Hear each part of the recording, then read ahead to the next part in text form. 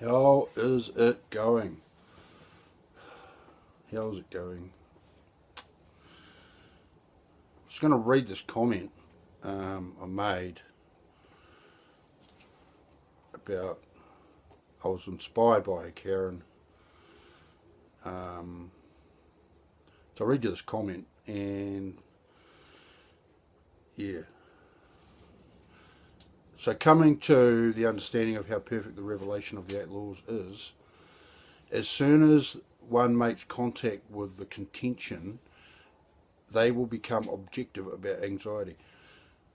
They'll bite in hard because they think they are all powerful, which is the experience you get from anxiety. From people start believing they are anxiety, and that's the thing. That's why it's the deity.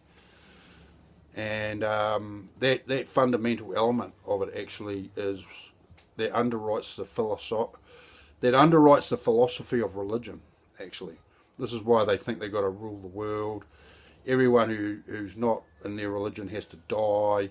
You know, this is actually just the political correctness of anxiety. Okay, and so, you know, these people that believe that anxiety is wisdom, right? They crunch data at high speed, and by doing this, they will become aware of the eight laws because they'll see this thing on the horizon, man, that's on the landscape, right, and that seeks to, you know, change people's minds, man, and so when they go to find out to prove it's wrong, with all the energy that they use, you know, they won't realise it. But by the time they are aware of what the contention is, it's game over because they have consciousness, okay, and so all those people that they act in a hostile way to other people by appearing to be the political optics of it is they appear to be disinterested in talking to you. And this is like the bureaucracy type person, right? The experience, right? They appear that they don't want to talk to you, but they're asking you all these questions. Okay? And that's kind of replicating the function of anxiety, doing that. And then it kind of, there's an offence there because you're all up for, like, you know, doing a good job and honourably respecting people. You see, they are not doing that. They are doing the opposite of it. They're disrespectful of people. It's really insulting. It's offensive to the consciousness, right? That you are trying to express by being courageous, okay? And so by the time they understand what they're up against, what this new thing is, they will be objective because they will become objective because they won't be able to avoid it because the actual vehicle of anxiety is consciousness. Okay, so that will trigger consciousness to react, and as per the beliefs of people who have courage, we forgive and forget these slights and these things that people do, like the experience of that bureaucratic kind of a thing. We'll walk away from it going, oh, well, they're just morons, and then we'll go about what we're going to do, you know, and we'll carry on being cheerful. Okay, we'll forgive and forget that event, right? But this is the bureaucrat's life. This is their whole world, because not only is that the relationship between them and people, they're all in collusion with it inside their little offices, and how they talk to each other, and the political landscape of their bureaucratic rabbit hole, and so they keep reasserting that they're good and they're wise and they're all like this. So there's all this theatre they play out, probably, most likely, definitely, actually, to make it seem that they're doing the right thing and it's okay to do that, and they're better than everyone else. And actually, it all is a replication of anxiety. It's a replication of that relationship to anxiety. but they're in anxiety's camp, right? We're all out here in courage's camp, and they're in anxiety's camp. And so as they become aware, as a person becomes aware, they might be fully deep into that rabbit hole, man, the bureaucratic rabbit hole, man, and they might be all about those kinds of politics and treating people like that, and so they fight tooth and nail for the virtue of anxiety without even knowing it's there. You know, and that's the discovery. This is so well buried in reality, as they call it. They don't even know it's going on, and nobody knows it's going on. And even the people that love courage, there's historically never been an articulation to even describe why we don't like it. we can't even. It's mind-boggling, man. It's like it's right in our face, and we say it's like we're extremely offended by it, and we express that in different ways. And a lot of the time, people go to jail for serious assaults. Actually, is one of the ways we express that, how courage feels about that. And this is like all that whole thing where people get offended, and that's why people assault people. That's why people get killed. Some trivial thing causes such massive offence, right? Well, here is the reason that is. And everyone lives on top of this very tall stack of the algorithm of the 8 laws. As per the events in history in your life, it's just one, next one, next one, next one, next one. It's all the events you have with people and how relationships change, and the relationships change because their algorithm changes, and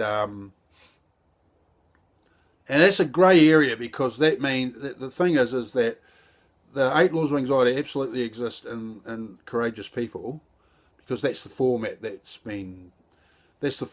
created after the culture shock event of birth.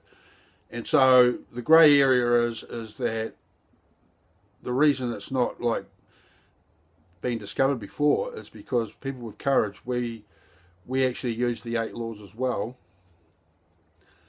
but we have a whole different perspective on it. So we acknowledge anxiety and we go along with it,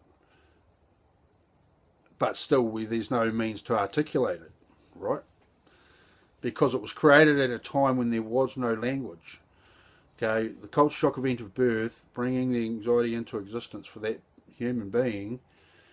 Okay, at the time that happened, there was no language, and so this is why language seems to not understand. This is why the issues seemingly don't understand language. Okay, because we're not talking about the right thing. Okay, that's a serious point I could make. The issues do not understand language because language was not present when the issue was created, and that's the culture shock event of birth. And so, again, it's down to the character of consciousness. Character of consciousness. And so, to go on with this comment, seriously, it's like ankle tapping a blind person, how anxiety-driven people will not realise what this 8 laws thing is, because anxiety is all powerful, man, and historically there's never been anything articulated that even challenges our anxiety at all. Nothing exists that will challenge anxiety, basically. That's what people presently believe at the quantum level of thought.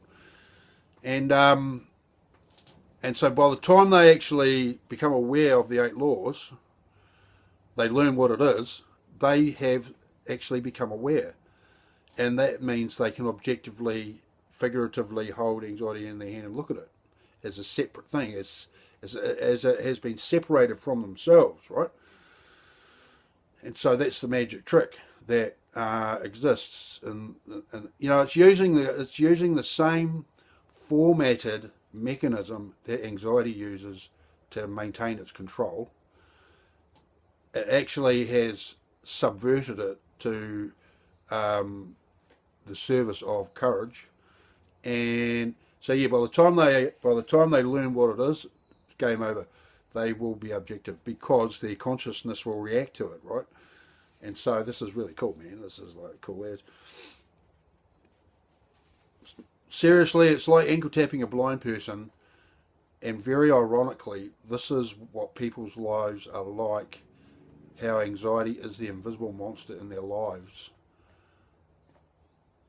Because it just can't, there's no articulation. Well, there is now, but previously there was no articulation. It is what has been, that is what is politically credible, okay, is the replication of anxiety, okay, and anxiety itself in the individual. Anxiety is an ambush expert. Anxiety in the mind working in collusion with anxiety in the other person, and the practice is believed as virtuous. So this is like a really, really, really tilted playing field. They are as sick of it as anyone can be, meaning the elites and politicians, and because they're screwed. If they honourably want to find solutions for social problems, they cannot do it because they can't do it.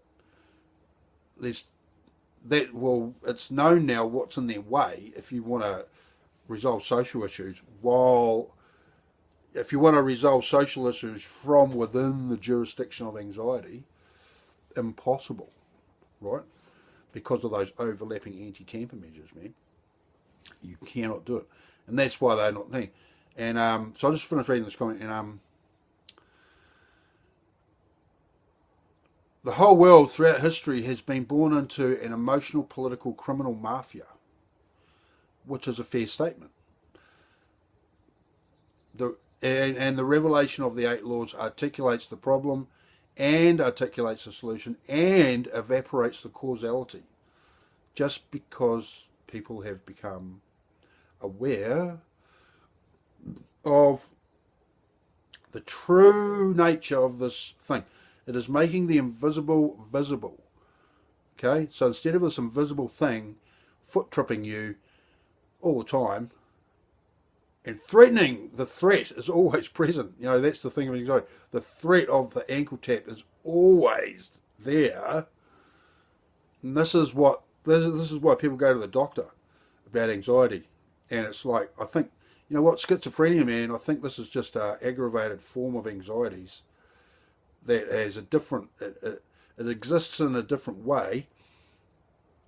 But having that voice thing constantly in the mind, right, this is like anxiety. It won't shut up. It just won't turn off. And this is actually down to the character of consciousness again. And so yeah, and so this business of every human being in the history of the world has been born by virtue of that freak accident of the culture shock event of birth into an emotional, political, criminal mafia. Okay, and everyone's pushing for the virtue of anxiety, and so that's the vid, man. And I had to write that. I had to do this vid because that comment was amazing. And these realizations often come from conversations like how religion, you have to have faith in religion because it's theoretical, right? I like that. You need to have faith in religion because it's actually theoretical. And that's perfectly valid and sound statement from a political perspective and from a scientific perspective, okay? And so yeah, it's like rather amazing. And so yeah, that process. So everyone loves that process, that thing. Everyone either uses it. See, these anxiety sufferers, man, they're so scared. They're so defensive that it is an aggression thing. It comes across as aggression. They're so defensive. They come across people who are just acting with courage and they're peacefully going about their thing, and it's like they've got the focus on it, you know. and they come in close proximity to these anxiety salesmen, man, and they're immediately so defensive. It's actually a very serious act of aggression, because they are averse to communicating and they're forcing you to engage with what they're saying. Okay, that's ugly, man. That's ugly, and that's the whole thing with the bureaucracies, right? They are actually averse to communicating, but they are forcing you to engage with what they're saying, right? That's really ugly. That's a rape. That's an emotional rape, right there, and that's what's going on. And that's, you talk about spirituality, right? Let's talk about spirituality, man. You know, seemingly everyone loves religion, so let's just talk about spirituality. Well, that event of being told to shut up and required to speak in terms of this aversion to communication, this is an emotional and a spiritual rape. It's ugly. It's, you know, and so, see, that obviously is a very overt feature of New Zealand life. Like today, like the old flatmate, he's from France, right? And I told him about this. I was doing this thing about the 8 laws and that, and a few of those undeniable observations regarding the mechanism of anxiety. And since then, twice now, in the last day or two, 3 days, I've been talking. I go out and talk to him about something, and he actually, while I'm saying something to him, because he's actually a good young guy. He's good, man. But I go to say to him something about something, right? And then he kind of cuts me off and talks about something completely different. And that's very obvious. That's very obviously he's defending the virtue of anxiety, right? And that is actually the fact of it, man. So not only has he done that, this previous flatmate did that. And so if you want to talk about things that are all okay with the anxiety landscape, right, okay, you have a good old conversation, man. But if they instinctively intuit that you are talking about something about courage, they will do that. They will shut the conversation down and start dominating the conversation. And often they wait till what you're saying what you're saying, and then they'll come in and cut you off to talk about something completely different that you're not interested in, and so yeah, he's become very rude. That's what he's done. And went in there last night because they're playing the Lord of the Rings movies on Sunday nights. So the second part 2 was last night, and I went in to actually watch a bit of it, right? Because I like the Helm's Deep. The Battle of Helm's Deep. It's an amazingly tense situation, man. And he's watching the other channel, this other idiotic thing, Goosebumps movie, which I say it's, you know, it is. It's ridiculousness, man. It's like, and it's got all these Jewish type people in it, and Jewish names. Okay, the lead character in it was named Stein, and everyone else was these young dark-haired people. And he just rudely cut me off, and dismissive, very dismissive. Okay, and so that's something that goes on all the time. And so this business of a lot of people must have Stockholm syndrome to live with their families. Okay, and it's because of this. It's because of the standover bully tactics of anxiety, my way or the highway, in the emotional landscape. So kids have to contract Stockholm syndrome to exist with their families. Okay, that's a serious thing, man. And so that's that relation. That's that thing of the bureaucracy, the event of the bureaucracy. Like a lot of job interviews I have to put up with. That's that event in the home, in the family situation, you know, and you know, a baby grows up and starts speaking, and that's the first thing they learn is that you're not allowed to speak, man. You're not allowed to speak. You're not allowed to speak in your natural state of happiness, man.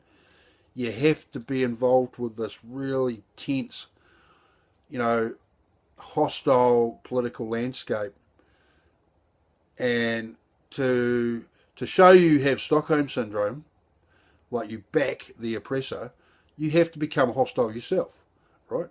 And so this is what kids have to do to actually have a relationship with their closest people, man, their parents and their brothers and sisters. And I mean, some families, what happens is that doesn't happen. What happens is they're introverted, and they get really depressed, and that's that aversion to communicating. That's depression, man. It's an aversion to communicate. That's an essential feature of it, anyway. And so that was my family. That's what led me down this path of finding all this out. Is because my family were my parents they never talked. There was no relationship visible because they never talked, man. And the rest of the family just copied that because that's all they ever saw growing up, and so that's the people that came out of it, right? And so to see a good, solid evidence of relationship as you're growing up, that is the wonderful thing. But anxiety and the way that anxiety exists in the individual person and in the group, which is two people or more, the way that plays out is that the relationship will seemingly not exist. There'll only be this dramatic, it's a competitive environment. It's an emotionally competitive environment. And then so people are telling lies all the time.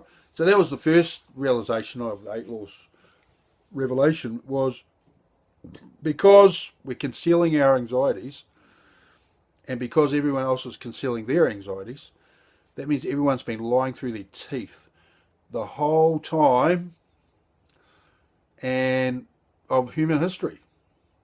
And so I thought that catalysed this final realization there of the revelation.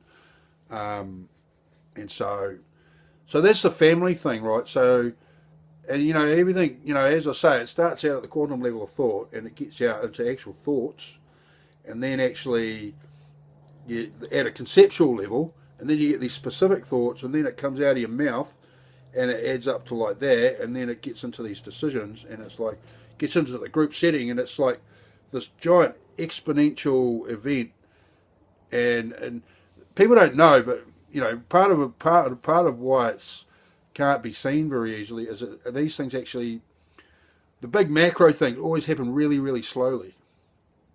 And it's because the distance from the quantum level of thought of an individual to an idea, a little thing, an understanding, and then that gets told to other people through speech, and so then it's got to germinate in their minds, and so it's quite a while to get the whole collective population, changed to that specific thing.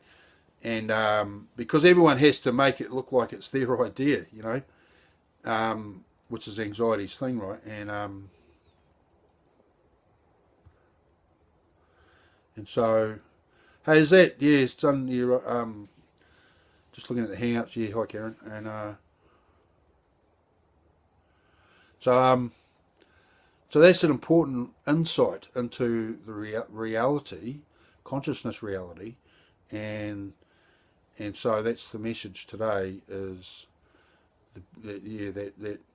that instance of how people engage in communicating, where courage acknowledges anxiety. So Mr. Anxiety will use anxiety to have political control and be the political aristocracy in the home, and women are good at it as well, remember, and so everyone acquiesces to that, and so the whole political landscape it's just reduced down to like that maximum allowable 10%, according to the jurisdiction of the first 2 laws.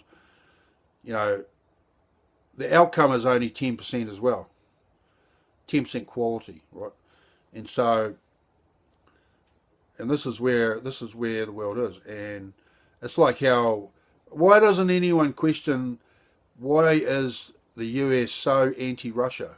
Why is Britain so anti-Russia? I mean, the governments, right? How come no one questions that in the media? It seems to be highly ridiculous. Because, you know, for so long in history, Russia has not put a foot wrong. You know, for about 5 years there, Russia virtually stopped all of its Air Force operations in regards to its borders, okay? And for like years, man, years and years. And this was according to the discussion they had with the US, what the US would be comfortable with. They completely complied with all of that. And Bill Clinton said that in all his dealings with Putin, right? You know, Vladimir Putin, right? He never failed to honour what was agreed on. That's Bill Clinton's word on it. So why this massive prejudice against Russia? And it actually is the macro of this event at the Quantum. It is just this is just political correctness of anxiety, man. And so now, yeah, that's video. And so I thought I'd say something about that, and because this is more of more value for people to understand. And even though the truth is, as soon as you are aware of the 8 laws, and you have, you know, you've achieved that event where you can figuratively hold anxiety in your hand and look at it, you know. This is actually about these interpersonal relationships and how it would be that you would gravitate to finding this channel. This is because you know it's wrong. You know it's wrong. And you always knew, but there was never a means to articulate it. Okay? So now there is. And so this is what I'm doing, man. I'm doing this, man, and because that is actually all that's been going on, and so now this is all that's going to go on now is to make people aware, bring them to awareness of the 8 laws, and then you can have your connection with the universe, okay? Because not only does this stop the anxiety-driven bureaucrats from ruining everyone's lives by being in control of everything and expressing theatres that produce the result where they are the authority, you know, they are authority in the government, and you know they do that because they feel like they're in a position of weakness, and that's Israel. I mean, Israel tells you that, oh, we're this great country, man, and it's like we're all like this, but actually they behave like they live in abject fear. Okay, they live in abject fear. You know, if they only just organised normal trading relations with Palestinians, all of the problem with them would stop. And it's said that that's what was going on before the wall went up. It was just normal business, normal everything. Everything, they got along okay, and the wall went up and it all just went to crap, man. And that's again a replication of the function of anxiety, how they have organised this outcome.